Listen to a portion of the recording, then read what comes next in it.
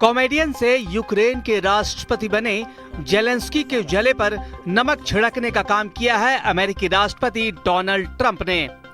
अब ट्रंप और जेलेंस्की के बीच जुबानी जंग छिड़ गई है।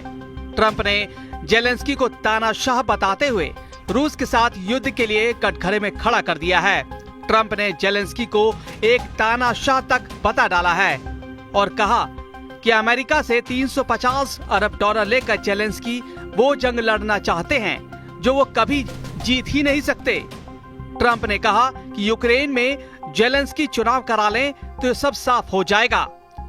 ट्रंप के हमले के बाद जेलेंस्की ने पलटवार किया है।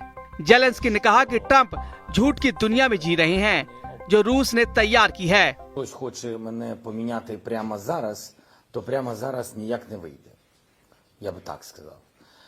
Друга історія, раз вже говоримо про 4%, ми бачили цю дезінформацію, ми розуміємо, що вона йде від Росії, ми розуміємо це і у нас є докази.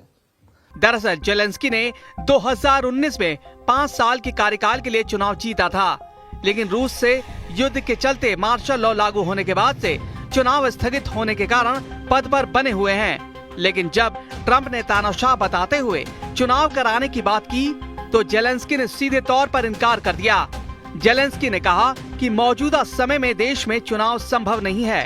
साथ ही उन्होंने कहा कि देश में उनकी लोकप्रियता अब भी सबसे अधिक बनी हुई है और किसी अन्य व्यक्ति के राष्ट्रपति पद संभालने की संभावना नहीं है। जेलेंस्की ने एक हालिया सर्वेक्षण का हवाला देते हुए दावा किया कि 58% यूक्रेनी नागरिक उन पर विश्वास बनाए हुए हैं। उन्होंने ये भी कहा कि रूस जानबूझकर गलत सूचनाएं फैला रहा है कि उनकी लोकप्रियता में गिरावट आई है और ट्रंप भी इसी भ्रामक जानकारी के प्रभाव में आ गए हैं। Тобто, на жаль, президент Трамп з великою повагою до нього відносимося як до лідера народу, який ми дуже поважаємо, американський народ, який нас постійно підтримує, на жаль, живе в цьому дезінформаційному просторі. जेलेंस्की ने जोर देकर कहा कि उनकी सरकार देश को स्थिर और सुरक्षित बनाए रखने पर केंद्रित है और फिलहाल किसी भी तरह के राजनीतिक बदलाव की कोई संभावना नहीं है। दोनों नेताओं में ये तनाव सऊदी अरब में अमेरिकी रूस वार्ता के बाद हुआ।